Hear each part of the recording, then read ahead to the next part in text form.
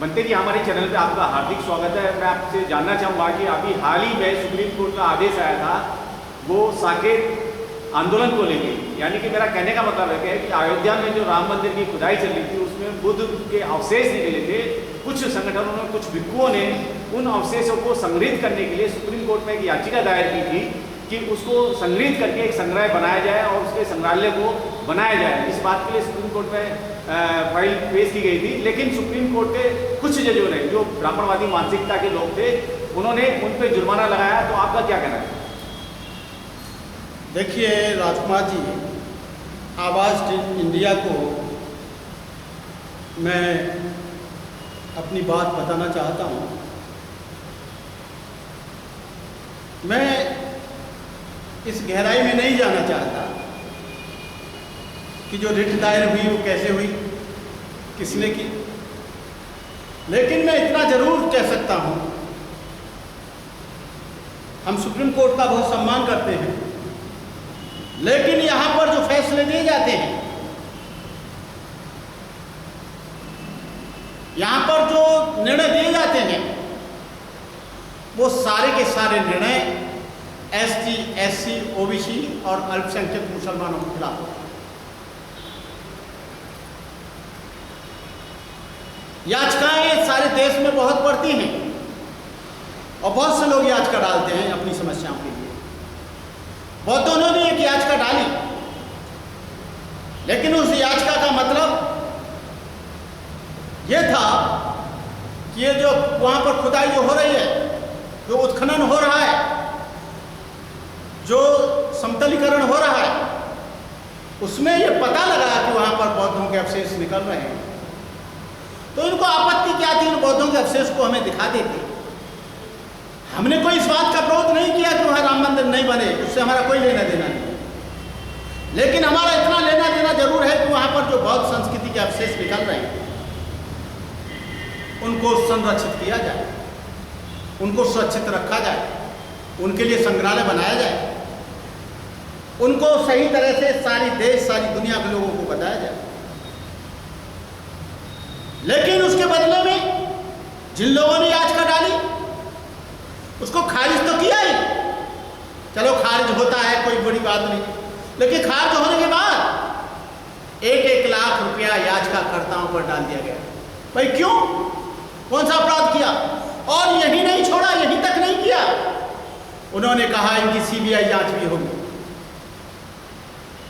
CBI जांच की विदेशों से इनको पैसा मिल रहा है। आप लोग मंदिर बनाओ तो आपको सब 1 नंबर का पैसा मिल रहा है, और बौद्धों के पास पैसा आए तो विदेशों से पैसा आ रहा है। तुम विदेश में जाओ तो मैं बुद्ध की धरती से आया हूं, तुम वहां से अपना खरबों रुपया ले आओ तो वो विदेशी पैसा नहीं, वो भारत का पैसा है। और हमको कोई दान दे दे, आपको मालूम होना चाहिए मिश्रा जी, जज साहब, बौद्ध भिक्षु की अपना कोई परिवार नहीं होता, बौद्ध भिक्षु का अपनी कोई व्यक्तिगत संपत्ति भी नहीं होती, आपको मालूम हो तो, और बौद्ध भिक्षु का कोई कफन भी नहीं होता। जो 10 मीटर का जो चीवर ओढ़ा है उसी में उस बौद्ध भिक्षु को लपेटा जाता है, और बौद्ध भिक्षु की संपत्ति पर कोई भी परिवार का आदमी अपना हक नहीं जता सकता, चाहे उसका भाई हो, चाहे उसका बेटा हो, चाहे उसकी पत्नी हो, चाहे उसका कोई नाती हो, चाहे पोता हो। बौद्ध भिक्षु की संपत्ति बौद्ध धर्म की होती है। बौद्ध भिक्षु की अपनी कोई संपत्ति होती ही नहीं।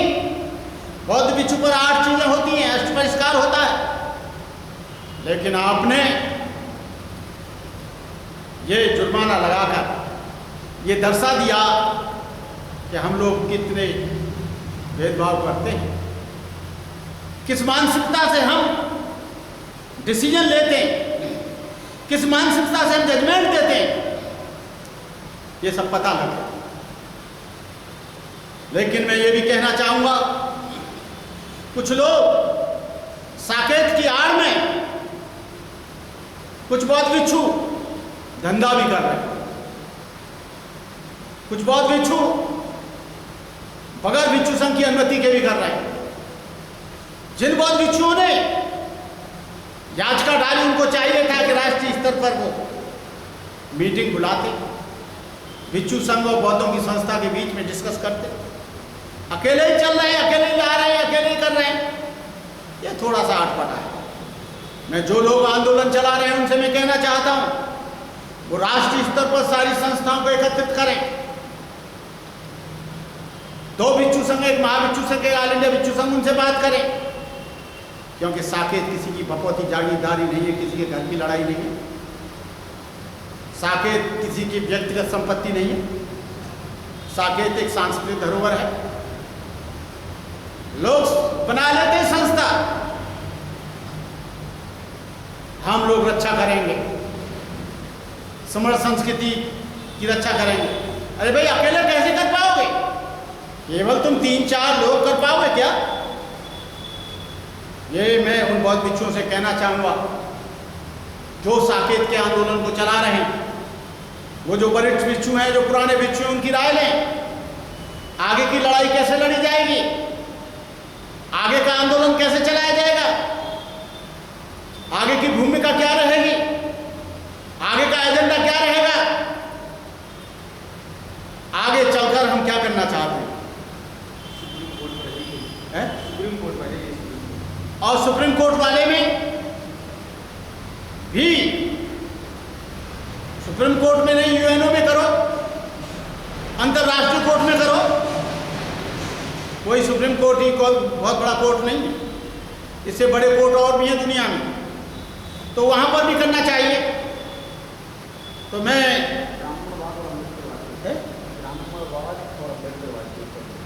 अब छोड़ो, चलो